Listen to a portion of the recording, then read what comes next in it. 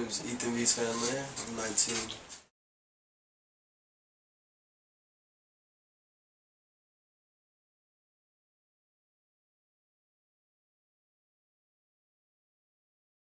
It feels validating. It does not, however, feel like honorable. People were telling me I was blessed to be going and things like that.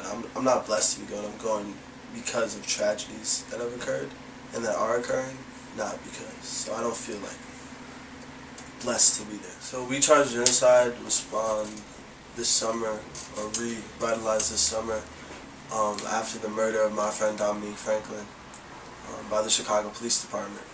And after the incident, and after he was in a coma and then eventually passed, I was really disempowered. There wasn't enough, I didn't feel like there was enough organizing around it, and people were lackluster in their wants to actually, I wanted to go run to the police stations. I was so angry, and I didn't see that reflected. So then when this organization popped up and all this stuff with Mike Brown started happening, and the energy really got under it, and I felt like it was actually organizing behind the issue. And that's why I joined We Charge Genocide and joined the delegation when they asked me to, because for Dominique really, and the continued violence against young people in the city. So We Charge Genocide is like an intergenerational, inter-organizational, I guess collective, because it's not really a coalition. It's not an organization itself, just like a collective of inspired people who want to work around the issue. So it was started by Miriam Kaba, but there's people from all over the city working in it, from both sides of the city, north and south, west, east side. And there's a police crimes working group, and that's kind of what We Charge Genocide came out of. They created a report that we're going to be bringing to the UN, a shadow report, that is personal testimonies as well as facts about police violence. So the United Nations convenes a convention on torture every 3 to 4 years, and countries across the world have signed on to that convention and have to meet up with agreements. And they offer non-governmental organizations to bring reports saying if the U.S. is in compliance with the Convention on Torture. And the U.S. of course is not in compliance and never is.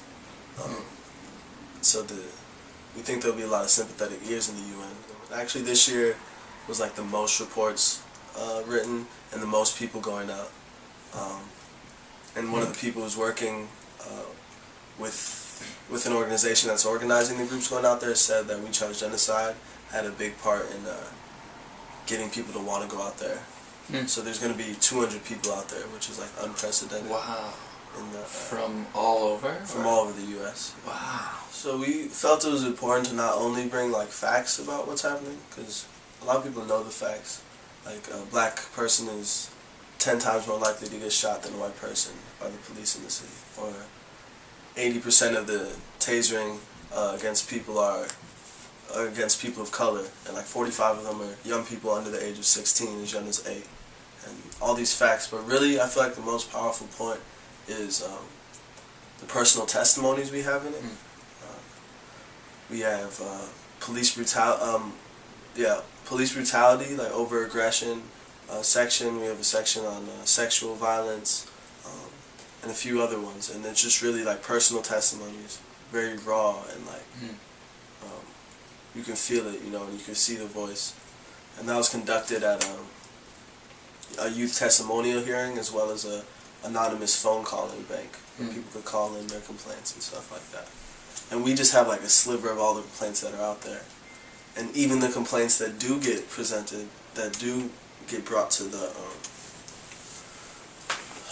Police Accountability Board, there's a statistic only 1% of them end with police being held accountable. And usually held accountable means a suspension or something very small. Well, we want the UN to call what the CPD has been doing torture and classify it as torture. We also want a state program to go investigate the CPD for torturous acts along the things we said, and show and continue that investigation, because right now they're just not being held accountable. We also want reparations for the families that have been affected by police violence. And we have more demands in our shadow report, but the UN has no real control over what the U.S. does. That's right. But we're not really expecting too much from the U.S. government, from the state. But that really, the UN saying what the CPD doing is torture, and then the organizing we can do around us traveling to Geneva and continuing this energy that has been built around us going out there, right, and continuing the organizing around police violence with recharge genocide because of this is really where I see it. And just seeing my friends and my homies who I tell them what I'm doing and they get more inspired, right, and that's been worldwide or all around the country. right. People hear what we're doing and they're like, okay, we can do something. This is a tangible thing that people are doing besides protesting, and then they feel engaged to like continue to organize. Right. So that's where I see the most coming out.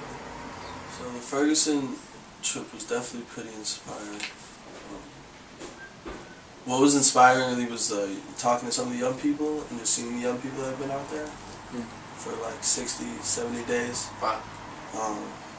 At that point it was 60, now it's like 90. Wow. 90 days they've been out there, 80 days.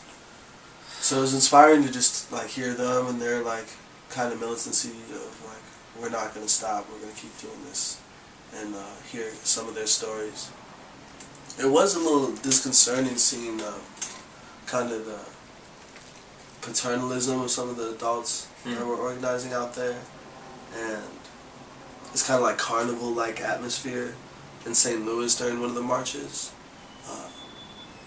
Like we were just talking about the Black Panthers and how they represented themselves, and they weren't just asking for an indictment of an officer. Like that will end it. Like that's what we're fighting for. Like they weren't just asking for like police accountability in Ferguson, you know. They were calling for a revolution. They were calling for the end of a police state, right, and the end of a militarized presence in communities of color.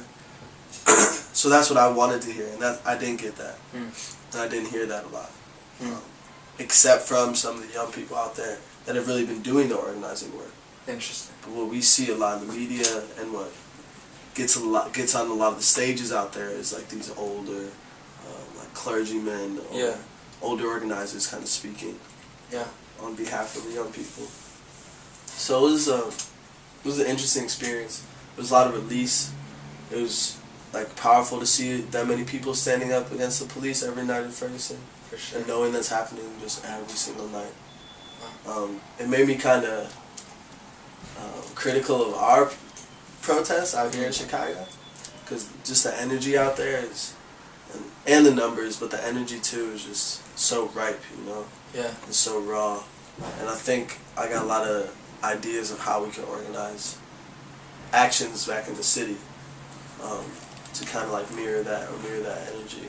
So that was exciting to see that. Our report and We Charge Genocide has a focus on representing young people that have been affected by police violence, and our report is on young people's testimonies. So I think we didn't want to continue with the paternalistic model of organizing that has like is so pervasive in nonprofits in this country, of adults speaking on behalf of young people, or like hosting young people's stories and kind of being the catalyst to young people's stories getting attention, but really giving us young people the right to speak our own truth and our own story and kind of bring it to the forefront. And yeah, some people have been like, oh, it's so exciting that you young people are doing this. Like, this is so inspiring. But really, no one but young people has led any social movement in this country or in this world, really, I think. It's always the young people that are the driving force, the heartbeat of the movement, and that's been forever. So while it gets displayed as surprising and inspiring, and it is, I feel like the work we're doing is exciting, it's not far-fetched or out of the ordinary, really, when you're looking back at the Student Nonviolent Coordinating Committee or the Black Panther Party or all these organizations that really led movements were young people. So I think this is a very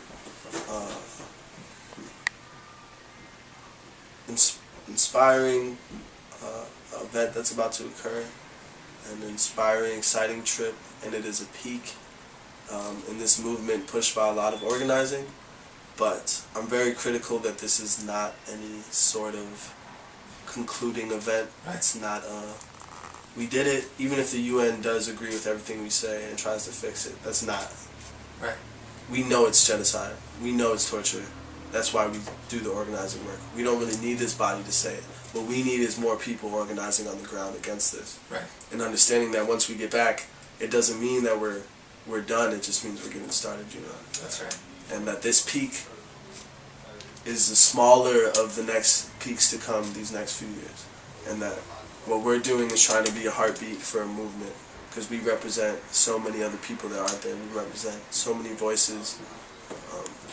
We represent the mother that drove a young person to the protest. We represent the people that are locked up in cages right now. We represent Dominique, Damo, and all the other people that are in the ground right now because of the police. And yeah, it's not over. It's only the beginning.